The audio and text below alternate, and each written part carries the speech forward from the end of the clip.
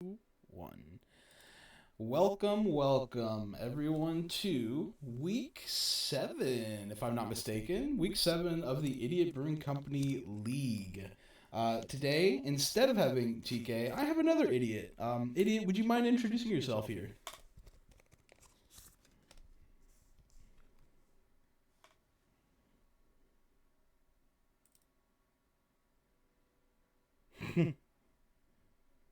No, I'm really excited to be here. I've been wanting to get in on this action. I've been jealous of you too, so I just kicked TK out to South Carolina to go watch football with his dad. Told Very him you good. do something else. Yeah, well, I'm happy to have you. It's gonna be fun. I've been having a lot of fun doing these commentation streams, so I'm excited to have you along with the ride. So, Yeah, and this is a good pod too oh, for one something like this. 100%. I am very excited for this pod. Here we got seat 1 in the bottom right is going to be Tyler. Tyler's on Tivit, his mainstay. Good old fashioned control. Here's a time sieve. Let's go to the next game. Following him in seat 2 is a newcomer to the stream. We have Chris Mitchell, who is playing the Teamer Craziness deck of Flubs the Fool. This is an exciting deck. I've seen it a handful of times from his perspective, and I even played against it in another tournament once.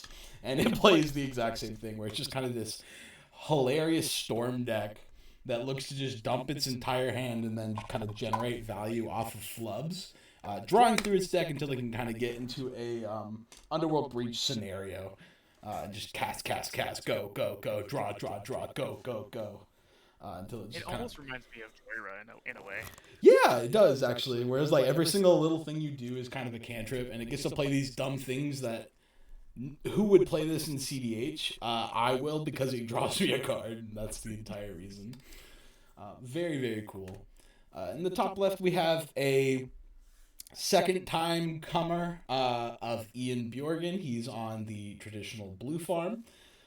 Ian was showed last week, and I believe he was very close to a win. And they ended up having to draw at the end. He was trying to go through like a Born Upon the Wind on the stack with a Mana Crypt trigger and a One Ring trigger that was about to kill him, and he tried to win in his upkeep. And he ended That up, was wild to watch. yeah, genuinely was one of the craziest ones I've seen. And in the top right, big friend of the show, we have Jake Clink. He's going to be on his old-fashioned Ob Nixilis. You see, he's got the play mat right there. Yep, old-fashioned Ob Nixilis with the brand new gold saber-tooth playmat. Oh man, it looks so good. Genuinely, It really does. so happy about And that. I don't know if we can see it on the stream or not, but I think Jake managed to get Sabretooth to put a quote from The Sopranos on his specific. No way, really? Yeah, he tweeted at Sabretooth. He was like, "Hey, can I get you to put this on there?" And Sabretooth replied like, "Yeah, just DM me and let me know which one is your order." Oh, that's good. I love that. Absolutely love that for him. But yeah, I'm very excited for this game. Let's see. It's two kind of mid-rangey control decks against two turbo decks, so it's gonna be very interesting to see what happens. Yeah, I don't know how this is gonna go. I think it's gonna like honestly, I think we see one of two things. This is either gonna be a very fast game, or we're gonna see the timer run out. 100%, especially with Tyler and Ian both being very patient players, waiting until the right opportune moment before going for a win, not really trying to jam these early wins and giving the game to somebody else.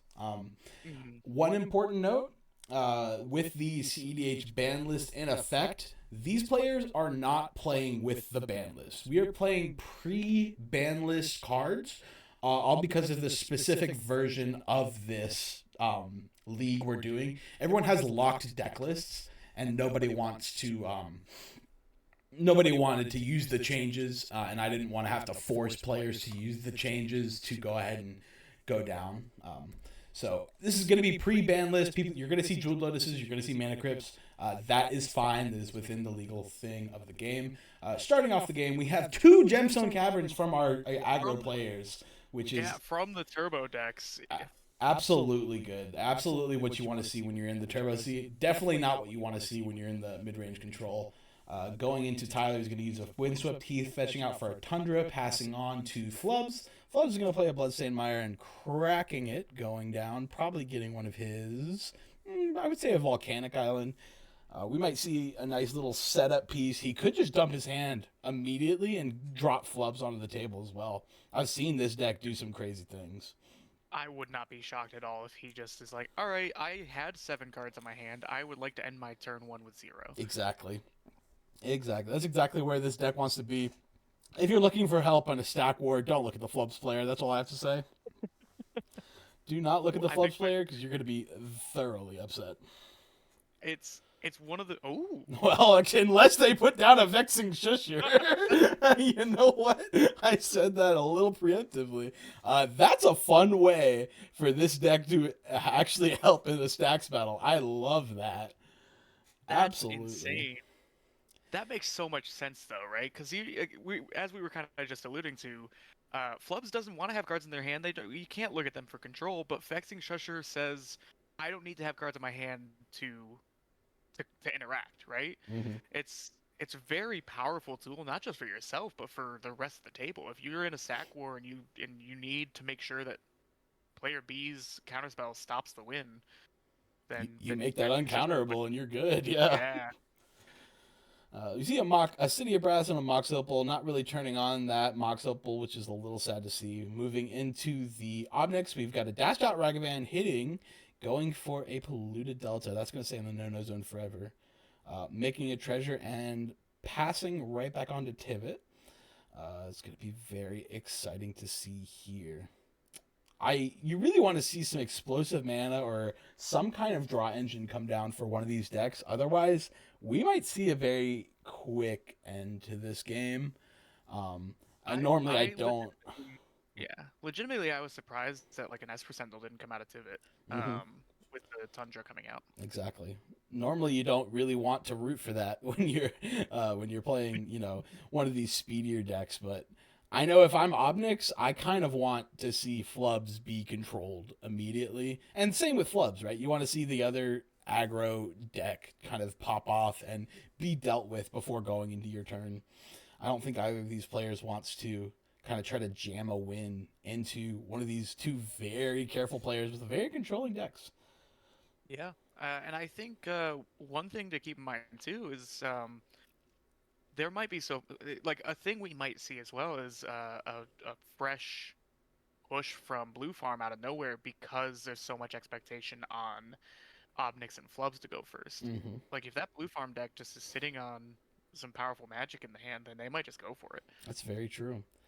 Looks like we're seeing some fast mana from Flubs, exactly what this deck wants to do. See if you can follow it up with some more and get that silly little frog out here. Also, an early Flubs is really good against a Tymna. It's saying, you're not hitting in here. Flubs being an 0-5 is going to be blocking that Tymna every day of the week. Yep. It is a shame that for such a combat-focused meta, it looks like, we're seeing a lot of flying commanders, so that might upset some... Yep, that's an Elvish Spirit Guide. Elvish Spirit Guide Flubs. I think I see one card in hand, so... okay. Nope, no. I was worried. I was worried about it, genuinely. You're going to see cast this, draw card, start going off. Or play land to draw a card. Because remember, you could just be like, cool. Doubles up land triggers. You're 100% right. Looks like we're going to see an Arcane Signet from Blue Farm. Really slow start for this deck. Passing right into Ob Nix with 3 mana. No fast mana from Ob Nixilis as well, so I don't know if we're going to be seeing an early Ob Nix come down. I would suspect that the Ob Nix player... I know Jake is very in tune with our meta, and especially the League meta. I wouldn't be surprised if he took a hand that he thought might be slower, but measured it against the Tivit and the Blue Farm and took that as acceptable. Yeah. Man, you hate to be Blue Farm in this, watching your third artifact get hit off the top. That is, man, normally it's 1 mana, but you're losing 2 mana from that hit right there. And is that the on-color talisman for Ob Nixilis? Yeah, it is. I'm pretty sure that's dominance. So he's happy to see that. So, well, hey, look at that. I like that. That's a good one for me. Appreciate that. Helping out a homie. Mm-hmm. Okay, I figured there was an archivist in hand for sure. Either an archivist or a Yeah, bowmaster. When he just fetched, dropped the land pass, I'm like, all right, something's cooking up here. it's not like Tyler to have 0 turn 1, 0 turn 2 plays. Mm-hmm. He had to have something, that's for sure. I'm a little confused as to what this token is on Flubs' board. I know I've Um, seen him do it as a land count thing. it is a spirit from Blue Farm because Blue Farm played a Forbidden Orchard for land. Oh, good, nice. Okay. It's that old, like, original Kamigawa print. Okay, that makes sense. Good second or good play from Tivit here with the Lotho. Mm-hmm. Lotho going right into a Flubs turn, so you're at least going to get 1 mana more than likely in this next turn. We see Flubs turning sideways with the Vexing Treasure and passing. Very interesting. He might also be wanting either Blue Farm or Obnix to kind of try to pop off before he does. I also wonder if he just doesn't have there. So Flubs does have, I think, like 3 or 4 counterspells of some kind in the deck. He Mm-hmm. might have lucked into sitting on those. I guess it's not really where you want to be, right? You really want those counterspells Yeah, and no, for other sure. things to just draw cards. Yep. Well, go into Blue Farm. Blue Farm does what Blue Farm does. It casts Tymna. Passes the turn into a Dockside Extortionist. Well, hello, band card. Band card number 1 that we're seeing today. And there's no conversation about it. That's just the dockside. That is just the Dockside. Yep. That is just gonna be a Dockside. I'm gonna make 3 treasures. Thank you. I guess it is. I would guess. Oh no. And a What is Curse that? Mirror. Curse Mirror Oh, okay, Dockside. Use the that's mana, funny. cast a Curse Mirror. That's funny. Get a rock, go a little bit mana positive on this. I see it. It's not bad. Yep. Lotho trigger is going to happen there as well. I wonder if there was a. I wonder if because he didn't go mana positive, did he? Oh no, I see what happened. Because he was waiting for the Lotho trigger. That's very clever. So, it doesn't go mana positive, but he would get an extra mana to cast Obnix. That's what it was. Extra Yep, mana and cast that and Obnix right into an Imperial Seal, which is really good going up against a Lotho that's going to be triggering Ob Nixilis, getting the top card of your library. 100%. I would, if I were in this pod, specifically if I were Jake, I'd be feeling very good right now. Just because we've got the Mana Vault that'll eventually have to tap. We've got the Lotho that will trigger. Although it looks like Flubs has put something on the stack. Yeah, it looks like it's a. Is that a Flare of Duplication? Is that the full art Flare of Duplication? It's very Yes. possible. Yeah, I think it is. Because he's grabbing his deck. Oh yeah, tap mana, Flare of Duplication, trigger Flubs, discard this Autumn's Veil. Interesting. Okay, I see why he's holding that up. So, if I were a betting man, if I were a betting person, knowing how Chris Mitchell has built his Flubs deck, I think we're going to see an Aruth next turn. An Aruth? What's Aruth do? Do you know off the top of your head?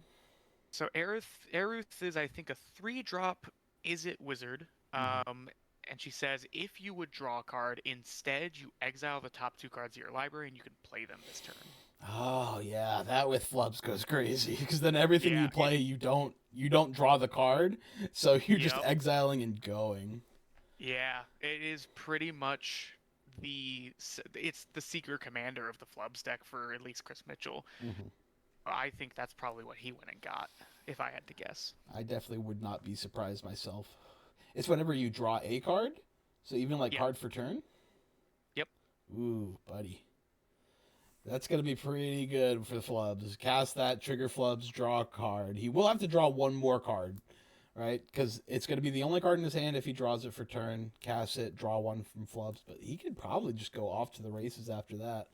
Yeah, so what'll happen is he'll cast the Iruth. Yeah, he'll draw a card off of Flubs, but I mean, if as long as as long as that card is either a land or something, I guess you'd have to play a colorless card like an artifact. mm-hmm. He's off to the races. Mm-hmm.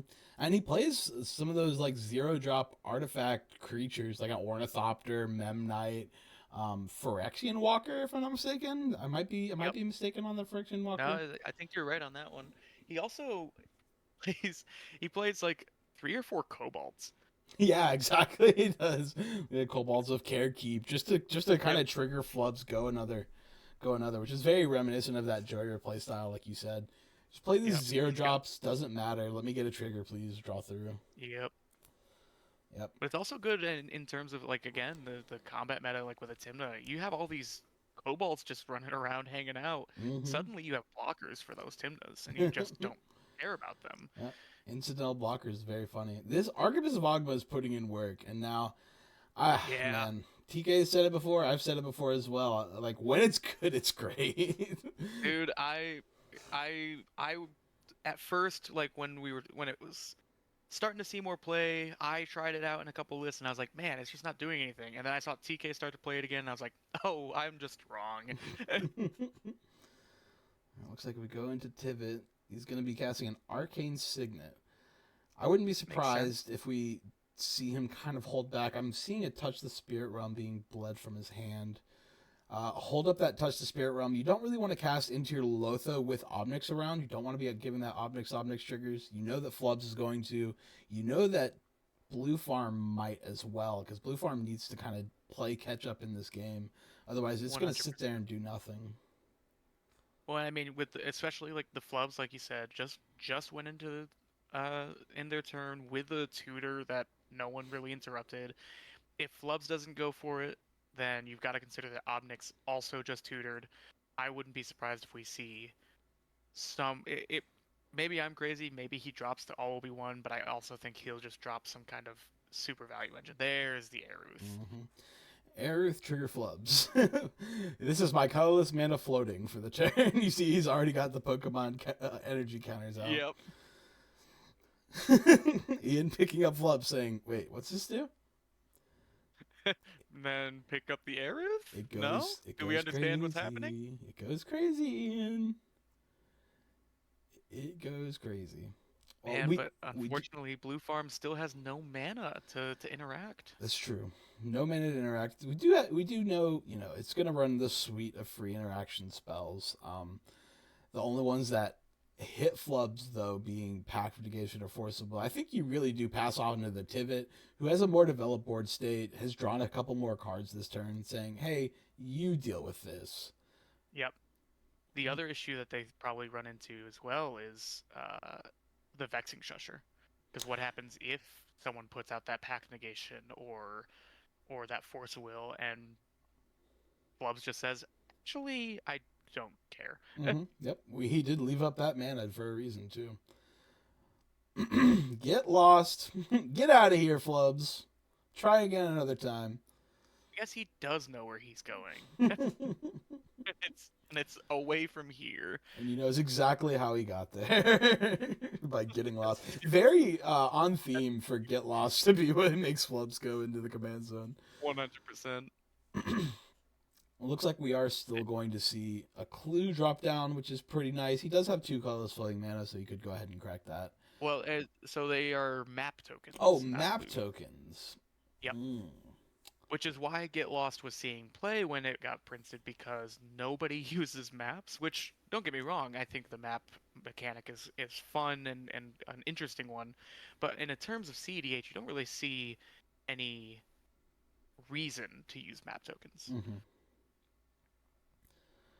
Yeah. Well, I mean, you got this colorless mana. It's going away. looks like that's exactly what we're doing. I'm gonna have this guy explore. Ooh, I know what that one is. It's another exiler. Yeah, it's like whenever you discard, you exile 2 cards. I think that sounds right, but I'm not 100% on that. I'll be honest, I don't know enough of the Ixalan card. I know it's from Lost Caverns of Ixalan, but I couldn't tell you a lot of the names of those cards. I can tell you Get Lost, but that's about it. Yep. It's gonna be going in the hand, right? No, it stays on top of the library because you're exploring. You're exploring. Yeah, That's right. so basically what happens is with the explore mechanic, the creature, you reveal the top card of your library. I think you look at it. I don't actually know if you have to reveal it. But if it's a land, you can put it on the battlefield tapped, or no, you put it into your hand. And if it's a non-land, you can either leave it on top or put it in your graveyard. Yeah. Which, when you're a breach deck, there is some value in that. Because very true. at least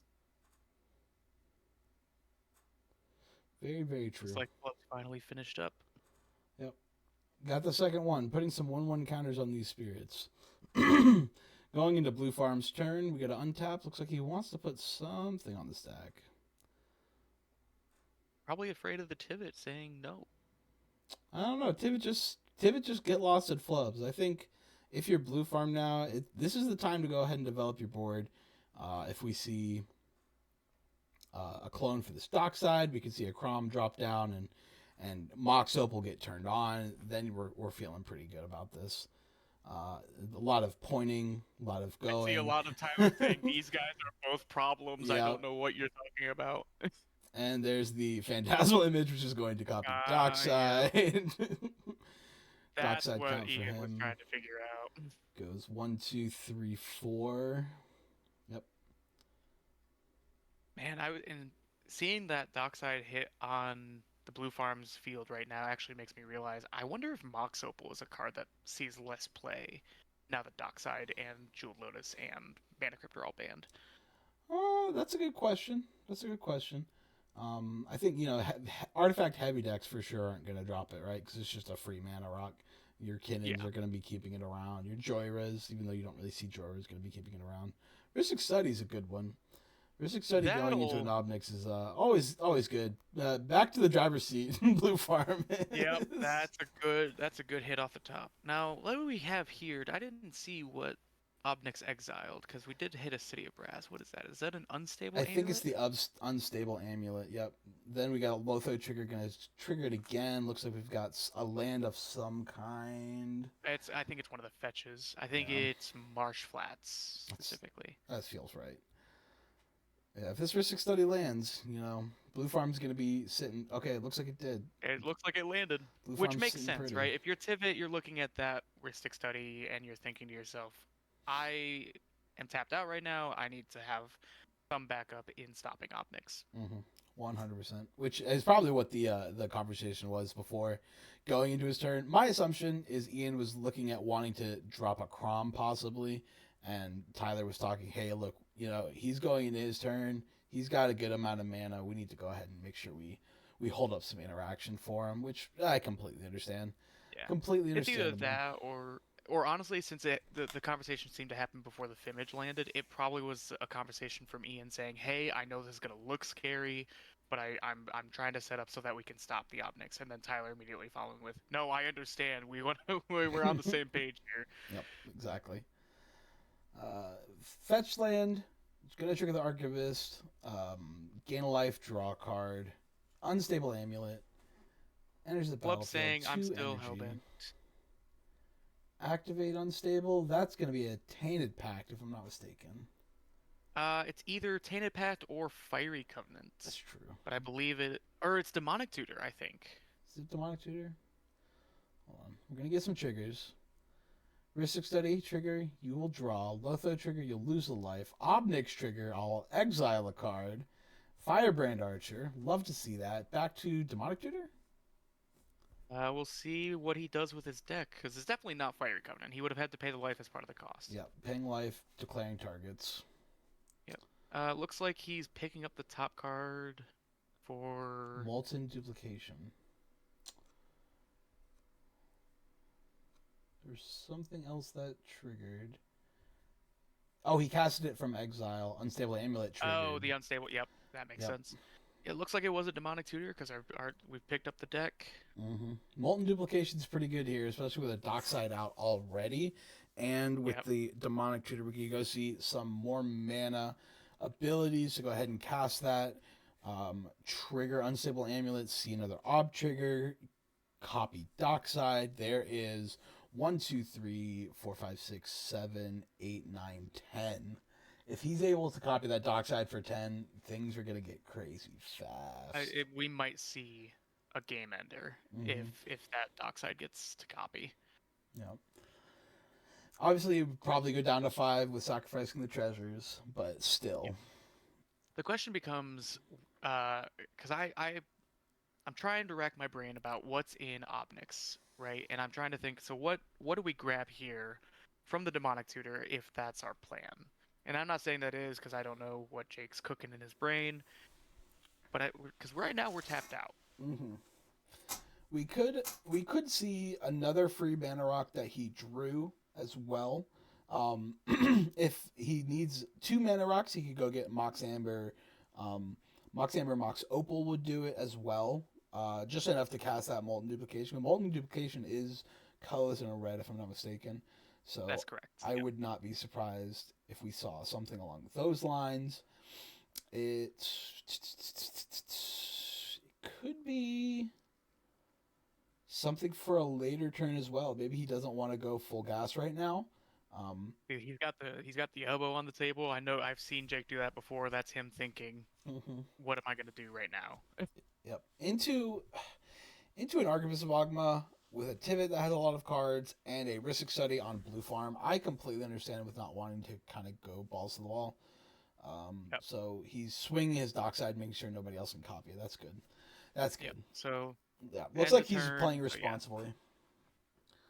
Do you think he maybe got a control piece then? Because I would not put it past him to maybe grab Deadly Relic. Could be. It could be a Deadly Relic. My thought is, right, we're going into Flubs, right? And we're going into Tivit. Tivit's drawn a good amount of cards. Tivit also has access to potentially 6 mana this turn, so we could see a Tivit drop down. You could see a Tivit drop down, answered by the other 2 players. You could see Flubs kind of go off, answered by the other 2 players. And if he just grabbed an Albi one and just slapped it down on the table after hopefully getting back to his turn, just say, okay, cool, good game. Yeah. Yeah. I mean that'll do it too. There's a couple different avenues he I could have gone.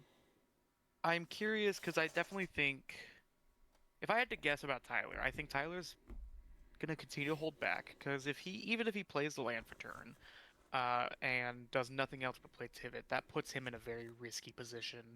Since um, we know Flubs will probably come back out next turn, um, which with the Aeruth is very dangerous.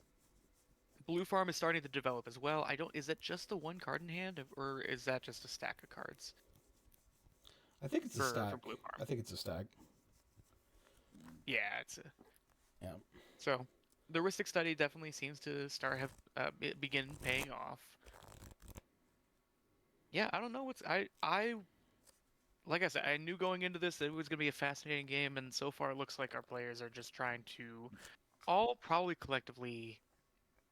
It's like a Mexican standoff, right? Like I feel like everyone's in the middle of town with their 6 shooters in their pockets. Mm-hmm. Ooh, Paying for Ristic Study. Here's an Esper Sentinel. yep. Pretty good. Get these draw effects down. Let's see if we see some more responsibility from them. Paying for Ristic Study. Here's a Chrome Mox. I'd like to see it. This is the Yep. kind of responsible gameplay you like to see when there's a blue farm across the table, that's for sure. That's a grape shot. That could get crazy with Optics. Definitely can. Definitely can. Obnix with 4 cards in hand. If we get to another Obnix turn and someone else has gone off, I don't think it's going to be Tyler. I think Tyler's going to be holding on to some control pieces. Ooh, Yeah. while we're putting them underneath the Chrome Mogs, that's a Cyclonic Rift See, going to it. is that Rift in? Oh Yeah, man. Cyclonic Rift into the Chrome Mox. But he's got a good amount of cards in hand. I think I peeped a counterspell of sorts for sure. And I know I saw the Touch the Spirit Realm as That's well. Spirit Realm. Yeah. Yeah.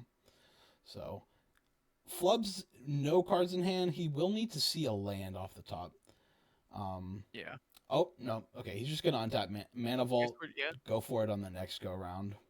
And that makes sense, because even with Jake pointing at the deck, right? Like, we know that if Flubs doesn't untap the mana vault, then Obnix gets to see another card. So that makes sense. Yep. Containment Construct, and I think that's Simian Spirit Guide. Hard to tell. It's one of those secret layers. Yeah, it's some secret layer. The art I am not privy to currently, but doesn't matter. We're not going to see in this game. Not going to see in this game. Going into Blue Farm's turn, we're going to get an untap. Tymna attacks don't look good. No, they really don't. I mean, your best attack in this situation is definitely Tivit. And even then, I don't think you get through, because I think... Oh. That's a monkey? That's a monkey. It's a bit better. Yeah. Oh, but it seems that it was monkey pass. Yeah.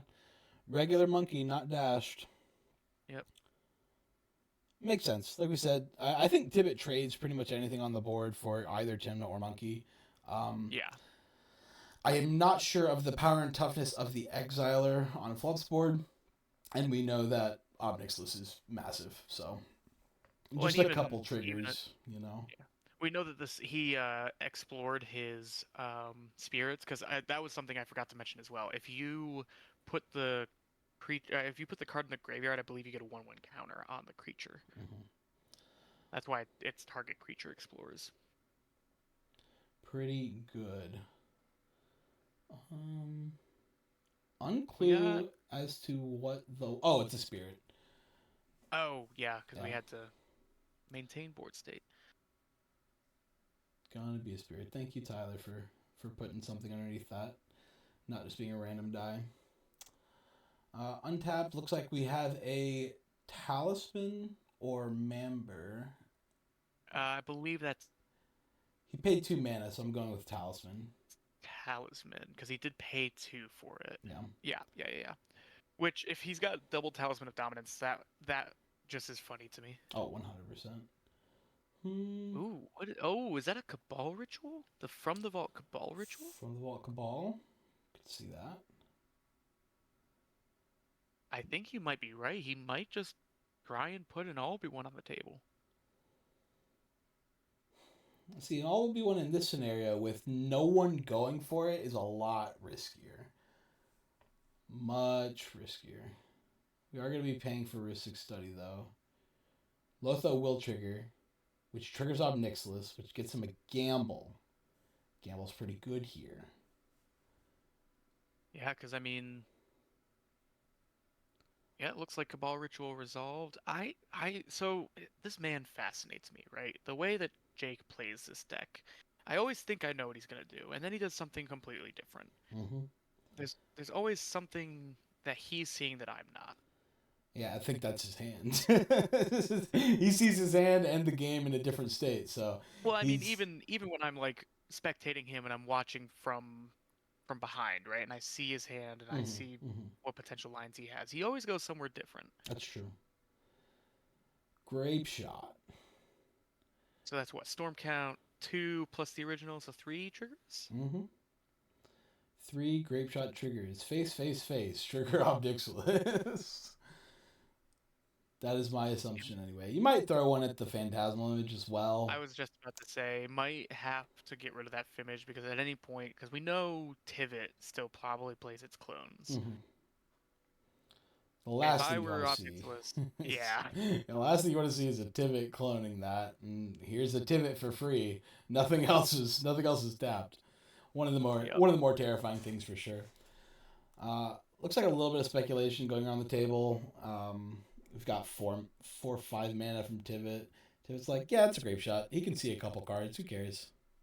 Looks like Tyler's actually... I think he's probably talking to Blue Farm saying, hey, I mean... Because I think if I were Tyler, and the way I know he plays, he might not want Jake to see any more cards. Oh, 100%. I mean, the last thing you really want with this kind of setup that Obnix has right now is for him to get more things out there and feed the Blue Farm player. Because right now we're at a point, right, where Obnix has tapped down a lot of mana. He's not paid for a Rhystic Study yet, if I'm not mistaken. Maybe he did pay for 1. But anything past this point, he's not paying, and that's just going to feed the blue farm more and more and more cards. And that is not what you want to see. It looks like there's the discussion going on about targets and seeing where things need to get dismantled. Because it seems like Jake is probably not going for face here, right? There's a lot of pointing at Tyler's board. Lotho, yeah. Yep. The Esper Sentinel. Definitely probably going to be the Fimage if we're discussing shooting creatures. Mm-hmm.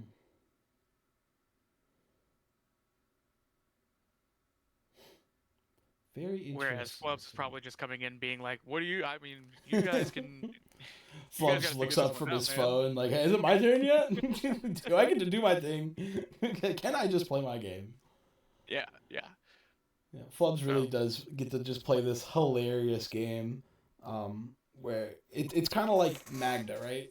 Producer Jordan always says Magda just plays its own side game while everyone else plays the game. Flubs takes that to the max, that's for sure. Oh, 100. It's the closest thing, and I say this not having played this game for, I think, like 15 years, but it's the closest thing we've got to Yu-Gi-Oh! In Commander, which is I'm going to play on my turn, I'm going to do my thing. If you guys stop me, cool, but otherwise, like, I'm not here. Yeah. Looks like we did go ahead and get rid of the Archivist, get rid of the Fimage. And then we did one face shot. Looks like it was a land, one of those Future Sight lands. Oh, I can tell you exactly which one it is because Jake has been rubbing it in my face. That is the foil reflecting pool that he and I pulled together in our Mystery Booster 2 box. Oh, wow. I really did like it. That is the last known... The last known value of that card, as Jake showed me, was almost $500. Man, oh man, that's insane. Yeah. Whew. I have yet to open up my box. I opened up all the packs and or not the pack, yeah, the collector packs, and I was like, yeah, you were there with me, and I still have the Jeweled Lotus. It's sitting on my desk right now, and I look at it every now and then, and I'm like, oh, and the fact that we called it too, right? Yeah. I think that's the worst part, is that we called, the foil etched full art Jewel Lotus. Oh, here comes, we get Monkey back? Yeah, Monkey back. Monkey for 1. No dash.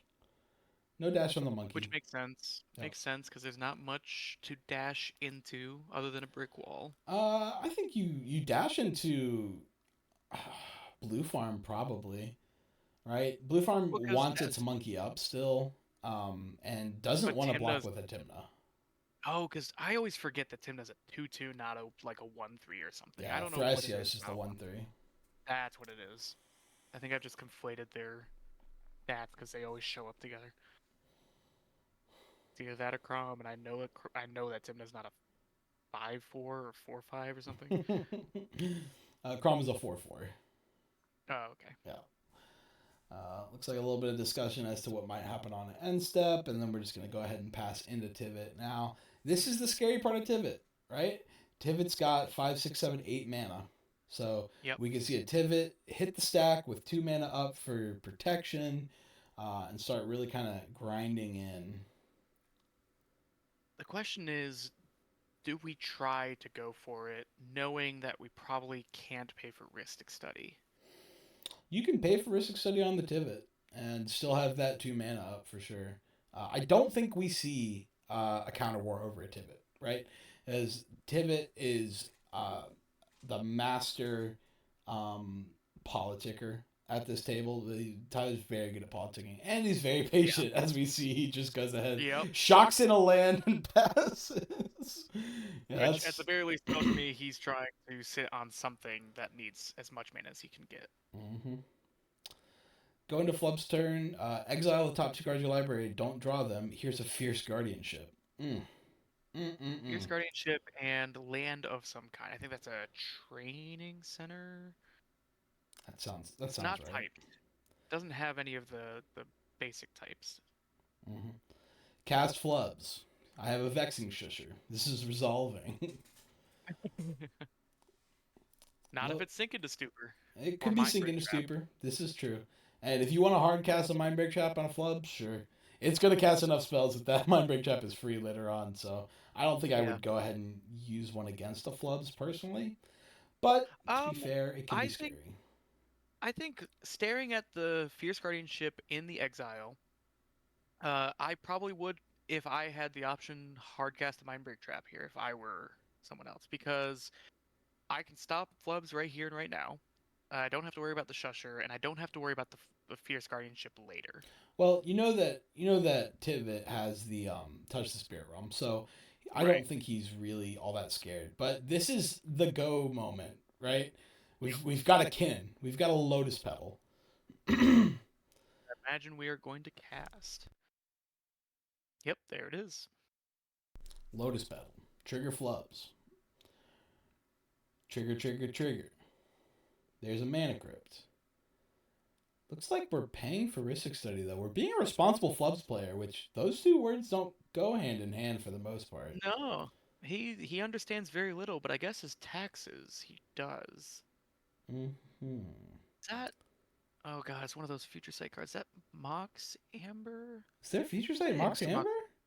Did they do future sight Mox Amber? If so, I don't that's know. really cool. I like that art. Whatever it is, it's Yeah. it's a free spell. It's a free spell trigger Flubs. I'm trying to think of what mana rocks were in that future sight frame from Mystery Booster, because this has to be from Mystery Booster. Oh, 100%. Looks like we're on a Eruth trigger on the stack because we didn't exile 2 cards yet. I imagine either Blue Farm or Tivit. Yeah, it looks like Tivit said, "Hold on, wait a minute." All right, too much value. Get it out of here for now. Touch that. Touch that boy. Okay, no. Touch that Flubs. No. Touch that frog. Ooh, nope. Sorry, brother. Nope. That's a channel ability. Yeah. That's a channel ability. No siree. I wonder what we do if we're Flubs, right? I guess we just play in and pass? I guess it depends on the next 2 cards. That's a Veil of Summer. Or Autumn's Veil, whatever the... No, that's Veil of Summer. That's the white border Veil of Summer. Autumn's Veil was pitched earlier on. Yeah. And then we also I always get the names of the two mixed up. They're so similar and they have such similar effects. Yeah. See the Birds of Paradise being cast. I wouldn't be surprised if we cast the Kinnan, honestly. I'd cast Kinnan before Birds. That's what I would do too, right? I would probably cast Kinnan first, then tap the Petal for 2. But maybe he sees something we don't. You know what? He might be trying to be responsible with his Ristic Study, because it looks like he did pay 2 for the Birds. Okay. Yeah, so it looks like we're passing turn into Blue Farm. Makes sense. Good to see some responsibility happening. These have all been, and this is a truism, I think, of outside of this game as well, which is a lot of these players are very responsible. I think the only times that I think I've ever seen Jake not be responsible is when he's trying to win. Mm-hmm. We're seeing end step Mystical Tutor not paying for Esper Sentinel. Opposition Agent. There it is. Yep.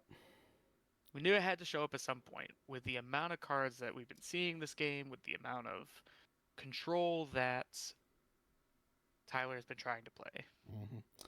Good job on the...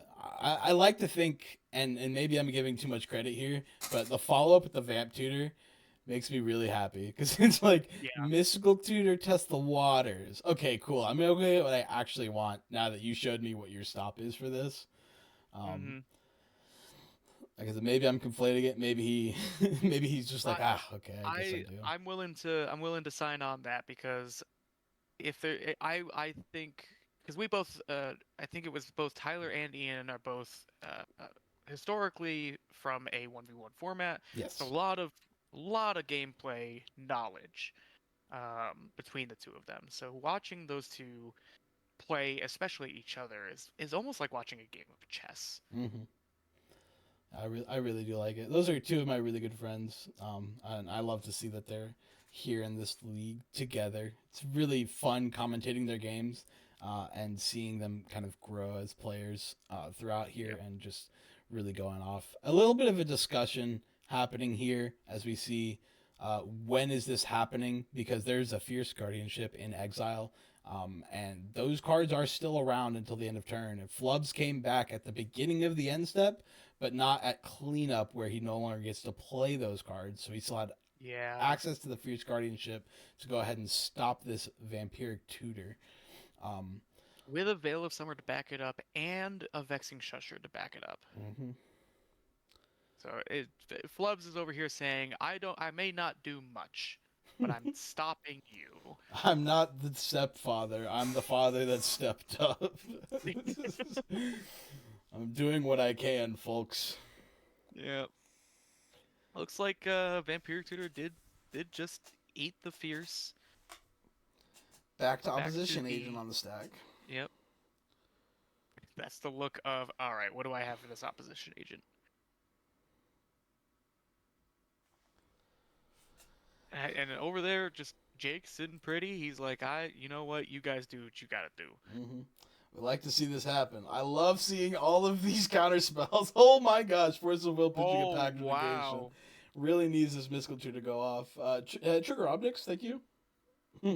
Red Blast, don't worry, I don't have mana. I don't have mana. I love. There's a lot of character in watching the hand movements. You can't see the players' faces, but you can always tell most of the time what's being said. Mm-hmm. Ooh. Oh, we're Vexing Shushering the Opposition agent, yeah. It's like, wow, you're really fighting hard over this one. Yep. Yep. Which makes sense, right? Because, is that a Chain of Vapor I see? Not the right art for it. I almost want to say it's like a resculpt. It's probably something that gets rid of Opposition Agent, right? Yeah, that's my thought. It's like, fine, it can't be countered, it can be removed. Welcome hey, to the chat, Quackers. Looks like right now we've got a pretty large stack going. Right now we've got a Mystical Tutor at the very bottom with an Opposition Agent. Opposition Agent has been made uncounterable by a Vexing Shusher. Then we have a unknown spell from Blue Farm player, Flusterstorm on top of that, and now we've got a Noxious Revival on top of that, as well as a bunch of different triggers going on. Meanwhile, Ob Nixilis was sitting pretty with, what is that, 5 new cards over there? Yeah. 6 new cards? One of them being a Slaughter Pact, which is really good too. Yeah. Like, I mean, I'm not gonna lie, I feel like if I was... Who's winning? Asks Quackers. That is the million-dollar question right now. We have had an incredibly back-and-forth game with everyone kind of putting a lot of pressure on the other players throughout. We've got Flubs with a really good board state. So if it gets back to Flubs, I could see Flubs kind of go off, but we are seeing a lot of interaction happening before Blue Farm's turn. If Blue Farm does nothing and it passes on to Obnix, Obnix with all of this mana and some backup in the fact of a REB and a Rending Volley, possibly for that opposition agent if he needs to search out for a winning piece. I can see Obnix being in a very good spot here. Looks like the Mystical Tutor is going to go ahead and resolve. Yep. Opposition agent over here writing down the entire hand. Yep. Opposition agent, of course, allowing somebody to look at the hand. They control that player throughout the entire turn. So I wouldn't be surprised. Welcome to the chat, J Dash. What's going on? Yeah. LOL. There's a crypt. Yep. This is pre-ban deck lists because of the state of it. Got any snacks for game night? No snacks over here. I do have a pizza on the way, hopefully, so that'll be delicious. I bought myself some cookout before we started. I got distracted by the stream. I've been so invested in this I forgot to eat. So. Yeah. This has been, I think you would agree, Chris. This has been a genuinely interesting game to keep up with. There's just a lot going on. Oh yeah, very nice, very patient plays, very responsible plays until this is coming into this winning game state right here. Peanut M&Ms, love to see it. I'm jealous. I imagine Tivit getting another control piece here. If I were Tivit, I'd probably grab if we don't have MBT Mindbreak Trap in the hand, then we probably put it into the exile with the opposition agent. Mm-hmm. I'm eating chips in my hospital bed. Oh man, I'm sorry. I hope everything's all right with you. I'm glad you could make it and join us for the stream. I hope everything's working out for you though. Yeah, I hope they're good chips. If they're Lay's, you probably got like 60% air. Yeah. Very true. Oh man, what's really good about this opposition agent going in right before Blue Farm's turn is you see He's getting all to of see the these. deck. Yeah, well, not just the deck, but you get to see the hands. You get to say, well, this is happening on Flubs' end step. I know what's in his hand is actually really good because I see a Necropotence in there. I just saw Necro, yeah. I saw a Cabal Ritual as well, so we can see a Cabal Ritual into Cabal Ritual into Necro. If there's a Born Upon a Wind, we can see a lot of stuff happening on Blue Farm's turn. Yeah. Just a broken leg because my brother thought it was a good idea to embrace his riding skills with running me over on accident. I mean, that's what brothers are for, right? Very true. I'm fortunate not to have a brother to hurt me, but I do have a sister that does slap me in the face sometimes. I was gonna say I can't speak from personal experience, but everyone I've heard is that the brotherly love involves a lot of accidental violence. I do see an Underworld Breach and an Into the Floodmaw or maybe a Mockingbird in that hand as well. This is a juicy hand. Yeah. Blue Farm's looking real good, although probably less. I bet Ian is feeling really pressured to either not try to go for it on his turn or to play the most careful Magic he's played in a while. Mm-hmm. I mean, yeah, he's in a good spot, right? We saw a lot of interaction happening, and he still gets to untap. He's untapping with 1, 2, 3, 4, 5, 6 mana. 6 mana, and most of his opponents are, for the most part, tapped out. Flubs, obviously, no cards in hand.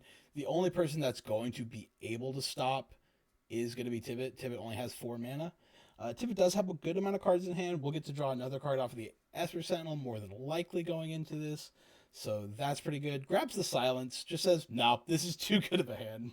Yeah, Too good of a and hand. I would suspect too. The other thing to keep in mind is that if Blue Farm drops the Necro, sure, Obnix is tapped out, but he's gonna see a lot of cards if we put a Necro on the table. Mm-hmm. Most definitely. I don't think we'll see a Necro go. I think if we're playing this smart, right, he's gonna untap, maybe play some rocks if he has some rocks. I didn't fully see one, but I wouldn't be surprised if we just kind of see a pass into the Obnix. Watch Obnix trying to go for it and have this silence go off. You really don't want this silence to make it back to Tivit though.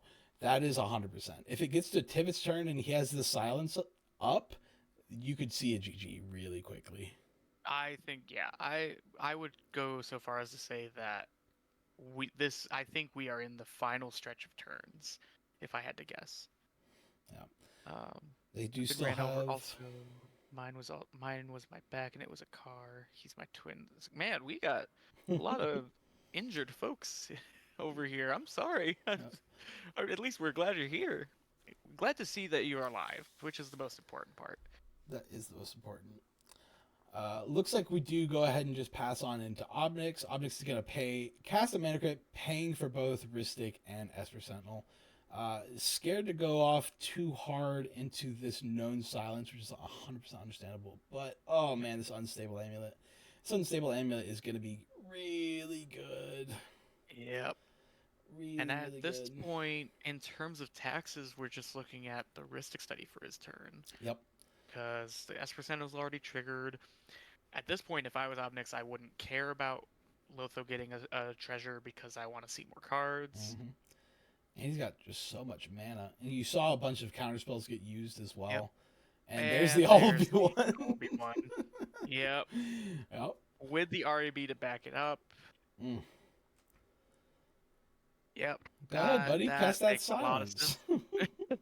Cast the silence. I dare you. And we paid for Ristic Study.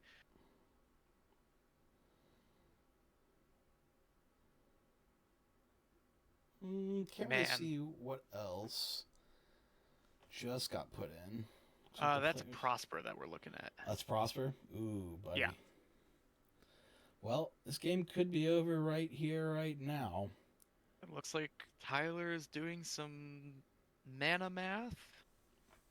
Probably trying to figure out if we can stop the Ob one or temporarily deal with the Ob Nixilis. After peeking the Blue Farm's hand, you know that Blue Farm doesn't have any interaction to help you out, so this is entirely on you. And we are going to see these swords. So, swords, target objects. You cannot RAB that. Thank you. Triggeristic study. Blue Can I Farm draw over a here card? asking, yep. Let me help you. You know what I have in my hand. I can't help you right now. The last thing you want is for Blue Farm to draw into some counter spells and this actually stop Obnix, because then you're not sitting really good. Yep. Looks like he might use the RAB anyway. What would he be targeting here? No, he's going for the Slaughter Pact. That makes sense. Slaughter Pact I'll C bet is another Obnix trigger. Maybe hoping for like a deflecting swat. Yep. And I'll bet the target will most likely be Tymna, if I was gonna guess, Esper or Sentinel. Esper Sentinel. Because the only reason I would think Tymna is because I don't think we've seen a Fierce Guardianship from Blue Farm yet. This is true. This is true. Yeah, I believe it is targeting the Esper Jadash. Yeah. Which, Looks to be like fair, it got moved. I think is a good one. Getting the Cabal Pit off the top. If it goes into Tivit's turn, like I said earlier, with this silence, and he's still able to just silence, here's my Tivit, here's my time sieve, game's over. It is just over. Yep, we're going to go ahead and get that Slaughter Pact going. This still on the stack. Here's an REB. Let's get rid of all the draw engines, actually. let's get rid of that Ristic Study. Which I don't blame. I don't blame Jake here one bit for saying, you know what, I can't win. Let me make sure you guys can't win. If you don't have it in your hand yet, then you got to go searching for it. Also, there's a real possibility, right? You cast this REB, trigger Unstable Amulet, get another Obnix trigger, find a deflecting swat, then you're able to deflecting swat away that source of plowshares. Yep. Yeah, I'm curious to see how this is going to play out. This is definitely going to be a very key moment within the game, whether or not Jake wins, or I do think I have a lot of confidence in Tyler here going into his turn with the silence. With a silence and a lot of stuff. I think I see a Fierce Guardianship. So I am very confident Tyler is in a very profitable position if he gets to his next turn. Yeah. The only question I think I would have... REB targeting Ristic Study. J-Dash. It is, Yep. J-Dash is 100% correct. This is a very tense turn. Yep. REB target Ristic Study. You get to draw off the Ristic Study, that's fine. I need this land. Or I don't have a land up. This is an unstable amulet. Trigger, get a land. Nice. Polluted Delta. I don't think he's played a land for turn, so that's actually not a bad pickup. I can't remember if he's played land for turn or not. Like no, he did. He played the Phyrexian Tower. It was that full art foil Dracula's tower. Wow. Gain 10 life. Man, that Obnix was large. Yeah. Oh man. I tell you what, we just got to pivot into Adnaz. Yeah. Easy. That was an easy pivot into Adnaz for sure. Thanks for the 10 life. If it gets to my next turn, I'll cast an Adnaz. Yep, there goes the exiled cards. What I'm guessing is happening. Yep. Back to the forever no world. Yeah, we didn't really open up blockers to try to get this Ragavan in. So I think we are just going to be seeing a pass into Tivit. I feel like if I'm Jake in this situation, I probably am gonna turn to Blue Farm and Flubs and say, "Hey, can you let me get this Ragavan in to see if we can find any extra cards to deal with this?" Yeah. I mean, also just to get an extra mana, right? Get an extra Yeah. mana. Maybe you can Rending Volley the opposition agent. Maybe that opens up your opponents to kind of help you there. I mean, Flubs isn't We helping, right? can't Rending Volley the opposition agent. Is it only blue It's or white? only blue or white. Yeah. Oh, And conditional spells. yep. The sad thing too is that because the Rending Volley is gonna go away on this turn, we can't even use it for the Tivit, Yeah. which would be really cool because it can't be countered. This is true. So the ward ability doesn't matter, but it doesn't kill Tivit is the other problem. It Oh, only you're deals right. It's only deals yeah. 4 damage. Because that dumb cat just has 6 toughness for some reason. Yeah, it costs 6 mana, right? It needs to be beefy. It needs to be chunky. Look, my 6 mana Sphinx is only a 5/5. I feel like this is unfair. Well, we can't all live in that world, sadly. Looks like we're cracking something. It's got to be the more I think about it, it's got to be one of the weird baubles because I don't think that was mana. Yeah. If anyone in the chat happens to know what that bauble is, the one in the future sight frame, we've been wondering about it. I think it's a Mishra's Bauble, or it's the Urza's Bauble. Urza bauble. Jae says it's an Urza's bauble. Yeah. Look at a random card in your opponent's hand, if I'm not mistaken. Yeah, and then draw a card on the upkeep. Looks like we hit an Eternal Witness and a Fierce Guardianship. card.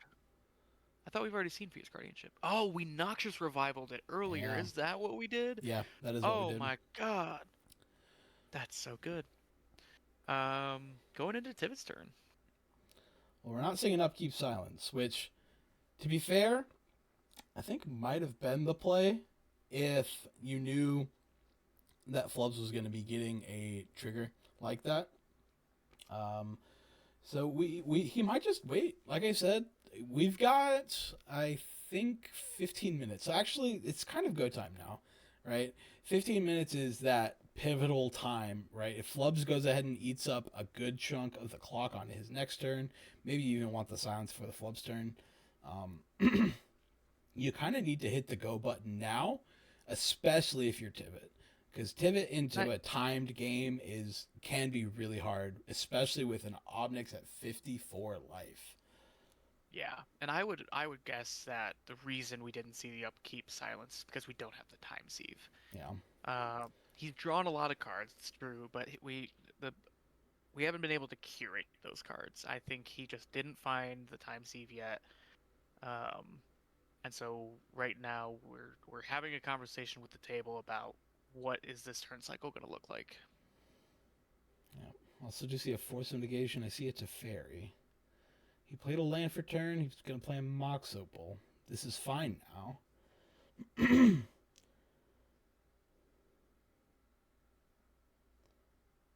the Ristic Study is gone, so we don't have to worry about paying taxes. Exactly. That's pretty good.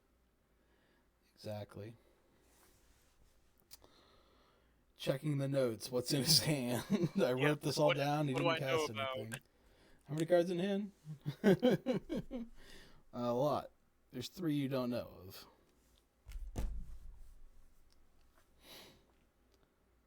Could be a counterspell. That's the thing too, right? Is we didn't get to see the 3 new cards. Tyler probably would have felt a lot more confident if Blue Farm didn't draw 3 new cards. Yep. We're gonna see big old Cat Daddy coming down. Here he comes. Hovering. Oh. Hovering. Yep. Gotta cast it. And Tivit, the trigger Settler of Secrets. Lotho trigger. Big treasure. I'm at 6 mana now. 6 mana after casting a 6 mana spell. Lord have mercy. Yeah. Maybe he does have it. Maybe he's gonna force Maybe he's gonna force the fierce on the silence.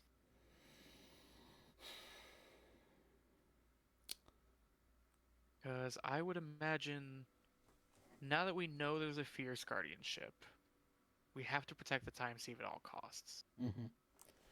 Well, like I said earlier, I think I saw a fierce in Tivit's hand as well. So there could be a silence. You could see the fierce come out from Flubs in response to the Flubs trigger, fierce, you're fierce. We could see a lot of things. He could just be casting Tivit to get some clues to draw into, hopefully, the time sieve or a way to find the time sieve. Looks like he is getting a lot of treasure here and only one clue. So my assumption is he said clue, and everyone else said he's got a lot of mana. We'll go ahead and give him the treasure. There's the silence.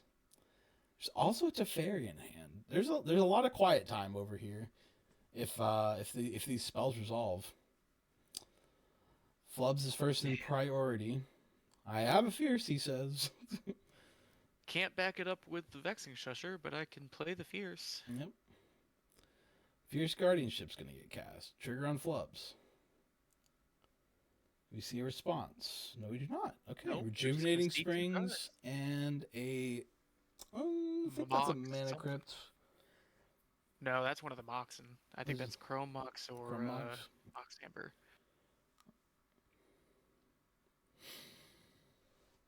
Fierce Guardianship. Let's see. 8, 9 mana. I saw a Force of Negation in Tivit's hand as well. We could see a hardcast Force of Negation. That would be crazy. I mean, when you have more mana than God here, you kind of just want to use it. I think if you peeked a Teferi earlier, we might let the silence go. It's possible, right? I don't think I saw a Displacer Kitten to back it up is the problem. Right. And if the plan is to crack the clue, you want to be as conservative on mana as possible.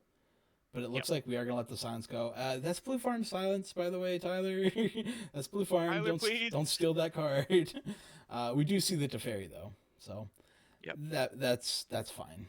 We'll get Teferi. We'll bounce something. We'll draw a card. We're silent for this turn. We're still happy. Flub still has no cards, so it's going to go right into Blue Farm's priority. Ian's thinking a little bit. Makes me think he might have actually picked up a counterspell here. Nope. Gonna resolve. Probably thinking, how can I stop this with what I have? I think we're seeing the game. It? That's a Muddle the Mixture. Yep. There's Muddle the Mixture. Muddle to go get. Now, do we have enough artifacts after we cast the time sieve? So you'll have to crack one treasure, and you will tap the Arcane Signet. So you'll have 1, 2, 3, 4, 5. You'll have exactly enough. Wow. You'll have exactly enough to crack and leave up time sieve. I think he's got it. It's very possible. There's only one flying blocker in a Birds of Paradise. Tivit in a time game, like I said earlier, this is hard, right? It's very possible he goes to a draw here. Weird echo effect going on. Uh-oh.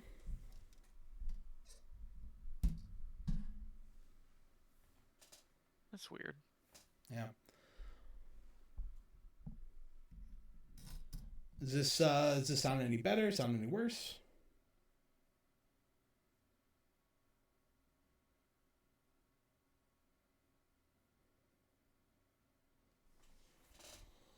Oh, we're still going into the transmuted muddle.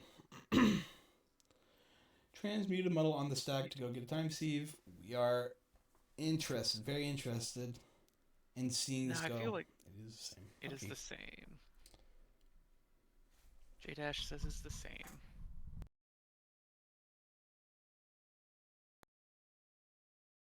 Well, while Chris is fiddling with that, one thing I was thinking about as we're trying to resolve this Muddle the Mixture is I wonder, I don't think we saw it. We haven't been able to see much of Blue Farm's hand, but we might see the surprise Otawara if maybe he's sitting on that waiting for the time sieve to land. I don't know how much that would change things, considering that the only opportunity that they would have would be after the time sieve has already been activated. But I don't know. It's going to be a tight game. Okay, I think I figured it out. Let me know if that fixed it. I think I had two microphone inputs at the same time, which is funny. Wait, nope. Now it should be fixed. Okay, yeah, I had two, an audio input capture and my hyper quadcast. Silly. Hopefully it wasn't like that for the whole game. I suppose we'll find out in the VOD. I guess so. All right. I don't know if you heard my comment before about... Yeah, the surprise Odawara. That'd be nice. Yeah. Yes, better now. cEDH approves of the change.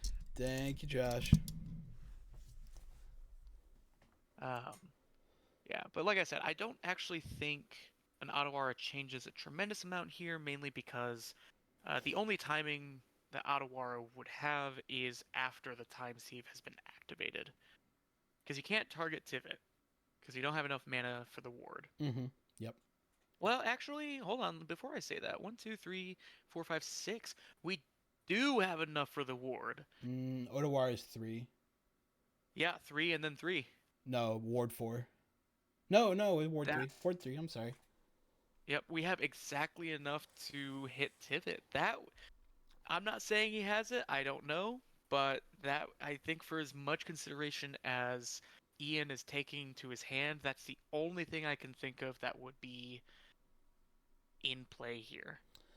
Well, it for sure is the only thing that would get them out of this, so fingers crossed for him that he has it, or fingers crossed for Tyler that he doesn't. Looks like we see Tyler looking through his deck. Can he find the time sieve? There it is. He cut right to it, looks like. Yep, we'll get that. All right, Tyler, you got to speed it up. You've got 6 minutes right now. I think he's doing some math? Yeah. Yeah, he's probably double checking his math, making sure he's got it. I wonder if we do see the players just kind of scoop it up. If I'm the players, I say do it. we are in a timed format right now. Go ahead and kill us. Kill us all right now. Yeah. And that's why the little voice in the back of my head says Ian is, well, hold on, we might be able to see something in the bleed. I don't see the Odawara, but it's also very hard to tell. Yeah.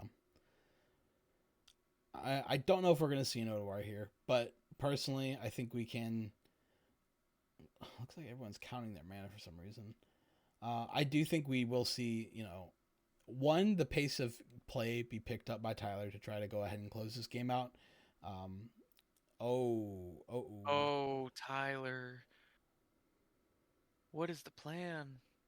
1, 2, 3, 4? Bouncing. It definitely looks like we're upticking. Or not upticking, we're downticking to Fairy? Yeah.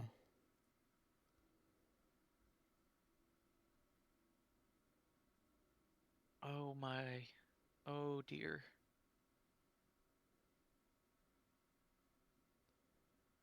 Target Flubs. Probably, yeah. Maybe he thinks he doesn't have it.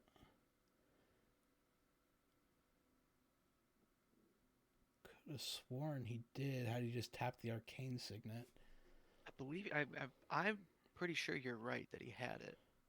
Because he would have had a treasure, a clue, an arcane signet, a mox opal, and a chrome mox, which is the 5 to sack. Go to your next turn, swing with Tivit. Yeah, bounce Flubs. Raw. It's very possible he has a 0-drop mana rock though, as well. He might have a plan, yeah.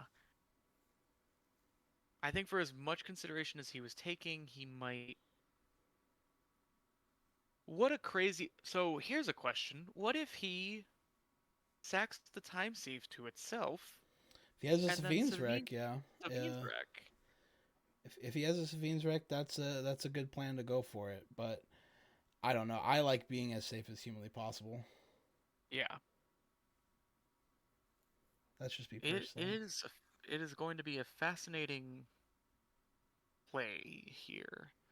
How much time did you say we have in the round? I believe we have about 3 minutes left. I could be wrong. I think I started stream just a little bit before they started their clock.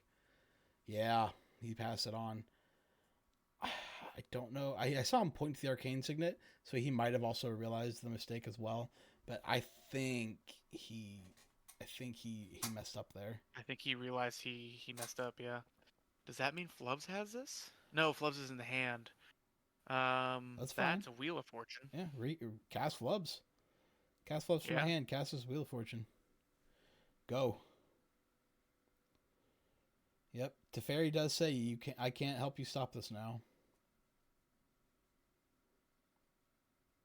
It does stop his molten duplication lines, but that's fine because we have other lines. Yeah, Flubs doesn't need instant speed to win. He can do it one spell at a time. Yep. Tap the bird. Cast a Flubs. Yep, there's the Flubs. Are you looking at Teferi? Checking Teferi or something. There's the Wheel of Fortune. Oh my god, because of Aruth. Oh, he's gonna get to see like 16 cards. Yeah. Do you see... Oh, I didn't even think about that. Do you see a Lotho trigger?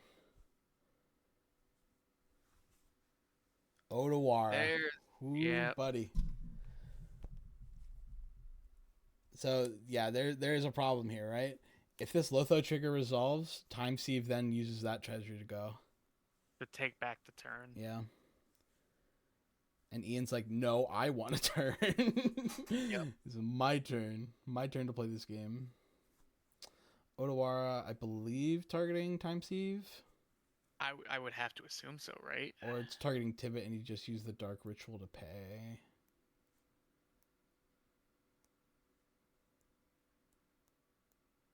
See, I think, though, now that we're off of Tivit's turn, I think we would want to... I don't know. I don't know what the correct call is here. For a second, I was going to say maybe we target Time Sieve, but I don't know. With the amount of time left, right, I don't think Tivit gets to see another turn. So I think it's fine to just go ahead and bounce the Tivit. Or cast a Born upon a Wind. Float some mana, cast a Born. Did he Odawara the Teferi? Yeah, he did. Oh. Because he wanted to go for it on top of Chris. On top of the wheel. Or at least just cast a Born upon a Wind on top of the wheel. Yep. Is that Valley Floodcaller? I think so, yeah.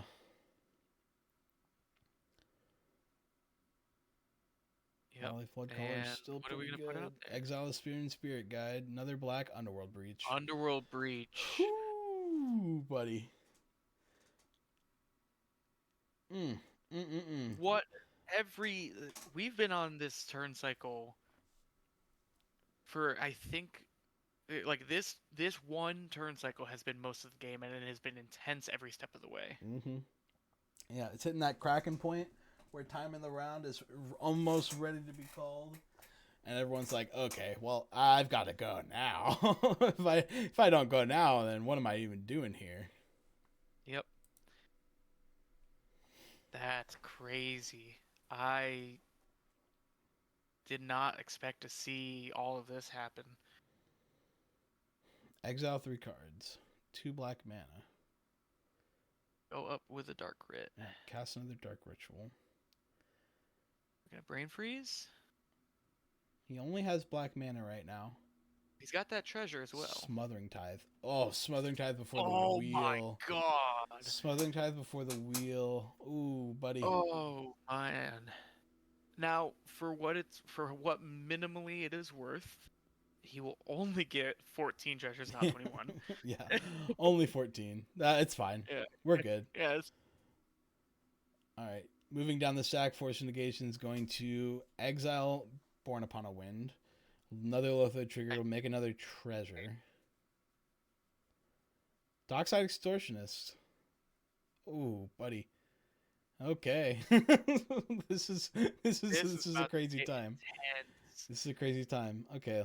All right. Wheel is resolving. 8, 9, 10, 11, 12, 13, 14. 14 cards being exiled.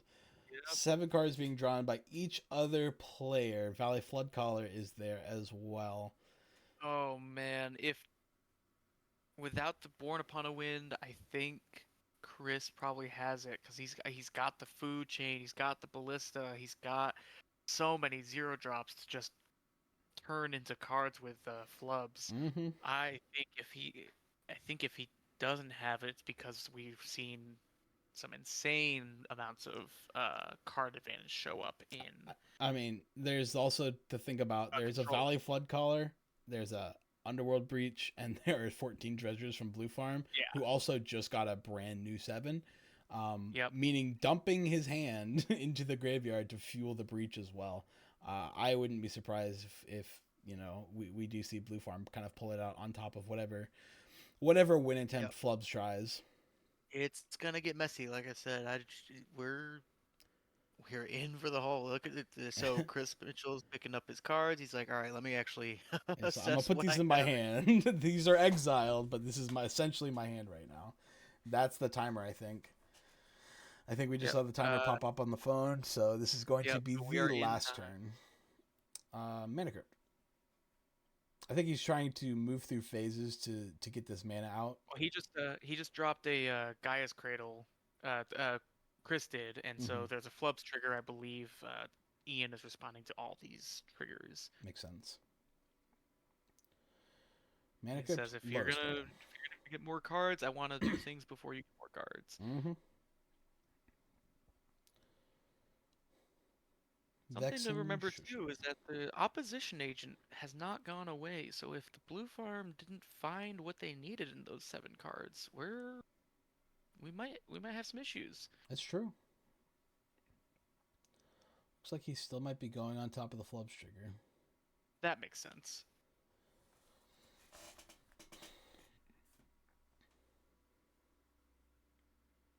Wouldn't be Definitely surprised. A lot of conversation. Yeah, I was supposed to say, wouldn't be surprised if we talk about a draw here as well. We're like, look, we're in this very tricky spot where if I stop you, you win. If we stop him, I win. We could just draw, and I wouldn't be surprised if Ian says, "I've drawn my last 4 games where I'm playing this out." He literally, when I was talking to him just before we were on stream, when we were still at the shop, he was like, "I can't do another, I can't do another draw." Nope. That Forbidden Orchard, by the way, finally paying off with a Gaia's Cradle now tapping for 1, 2, 3, 4, 5, 6, 7 mana.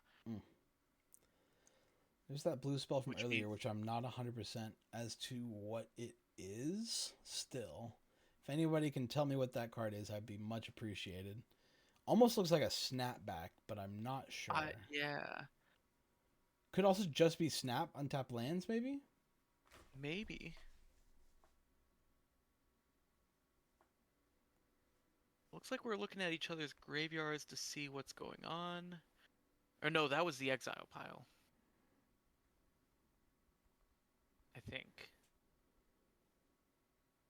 Yeah, that's Chris's exile pile. What is that? Is that intuition? No, it couldn't be. He wouldn't play into the opposition agent like that, would he? A little hard to tell from that art. He would not be playing into an opposition agent for sure. No. Oh, snapback on the opposition agent. Yep. Then we do have the mana to put back the opposition agent. Oh, Ian has played such clever magic, though. It looks like he set himself up where even if Tyler puts the opposition agent back on the stack, he's got the Vampiric Tutor and the Mystical Tutor to put on top of the opposition agent. Should be should be getting to this pinnacle point right now. We're looking at the exile pile. It's just a Gaia's Cradle. All he has is access to green. Don't think he's played a land for turn. I think Gaia's Cradle is his one land for turn, so... Well, he does get 2 because of Flubs. Because of Flubs, yeah. He gets the second one. So he'll have 1, 2, 3, 4, 5, 6, 7, 8 green mana, plus I saw a Tropical Island in there. We also saw a Dockside, which is something to remember as well. So if he plays a red land, gets a Dockside drop, even if Ian cracks all of his treasures, he's still making a lot of mana. So it really is I need to win right now with this one Flubs trigger on the stack, or Flubs kind of just takes this game. Yeah, and I think that's why there's a discussion about the intuition. Looks like we did get some kind of confirmation from the chat that it looks like it is an intuition. So we're probably, putting the opposition agent back on the stack. Yep. I think we are going to go ahead and see Vampiric Tutor or Mystical Tutor. I think we're just going to snap it again, actually. We've got so much mana. That's so true. He's looking at them. He's looking between them. He's like, I don't know which one I want. One of these. Yeah, I'll just go ahead and do the step back again. You're just going to snap. Because now this time, opposition agent does not come back out if that happens.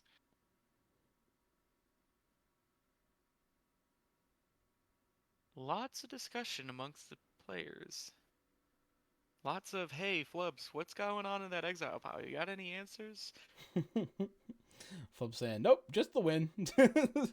Just the win. A lot of stuff to make me draw some cards. I'm pretty sure, all I see is like a brain freeze, and you're not gonna be brain freezing him. Yeah, looks like the intuition. Resolving the intuition. What do we need here? We need the brain freeze, and we need the LED. You just get brain freeze, LED, Sabine's Wreck. You don't really even need the Sabine's Wreck right now. It's very possible. No, because if he goes and gets a Grand Abulsar, he just locks himself out of this turn. Well, no, Grand Abulsar only affects you on your turn. Never mind. Yeah. So, looks like we're going to get a Mana Crypt. We're going to get a Sabine's Wreck. Okay, a little weird. One of these needs to be brain freeze, right? And realistically, that's the only one you need. It's going to go into the graveyard, which is fine, because you're just going to recast it, and then on the next intuition is where you go grab the LED. Yeah, I mean, there's enough storm here, I believe. Oh, 100%. Yeah, so there's brain freeze, there's Sabine's Wreck, and I assume that's LED. So looks like Mana Crypt to me. No, I'm sorry. I'm so dumb. There's a Mana Crypt already on his field. Yeah, I think it's just a very pretty proxy of LED. That makes sense. Yeah, and I mean, at this point... It's kind of just over. We've already seen a Flusterstorm from Tivit. The only thing that could stop is the Mindbreak Trap, and I think they already looked at Flubs trying to find a Mindbreak Trap earlier. I think I just saw Tyler throw up his hands like, I'm out of tricks. Yep, exactly. It's like if you got it, you got it. I can't do anything. I can't draw anything. Hold. Wait. Looking at something. Oh, choosing what to give. He's choosing what to give, trying to pick the best play, and at the end of the day, it doesn't matter. Usually, you want to go ahead and give him the LED, if I'm not mistaken. Well, usually this isn't happening on someone else's turn, so it's really hard to judge. Yeah, very true. Yeah, I mean, I guess the only reason you wouldn't want to give them the LED is because it is just a free additional storm count. But it looks like we've got the Sabine's Wreck. Yep. Gonna cast Sabine's Wreck. Get back the LED. Crack the LED. Discard my hand. Cast this Brain Freeze. Present Loop. All on top of a Flubs trigger. Yep. Asking the table, do we have anything, or can I just win? Yeah. Can I show you guys? Cool. Do that. Cast this. Storm count is Buku really high. Yep.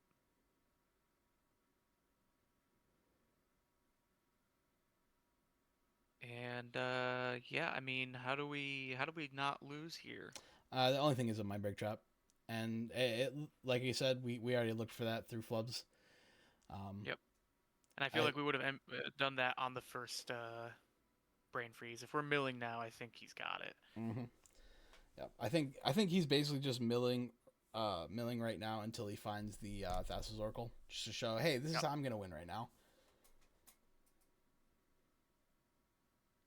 Yeah, he's probably just going to. You know what? They're probably being very good stewards of the stream, showing us the win. Mm-hmm.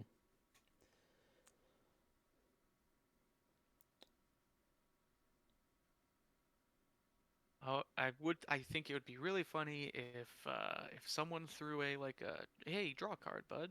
It's very possible. I don't see any force draws on his board.